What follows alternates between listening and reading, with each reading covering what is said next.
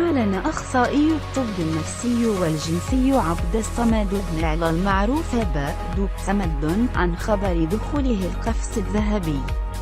وقال الطبيب في تصريح خاص لمجلة السلطنة الإلكترونية أنه يستعد للارتباط بشكل رسمي وإقامة حفل زفاف في الشهور الأولى من السنة الجارية، لكنه لم يكشف عن هوية شريكته. في ذات التصريح قال دوك صمد أنه يعشق الأطفال بشكل كبير وأن إحساس الأبوة يراوده دائما.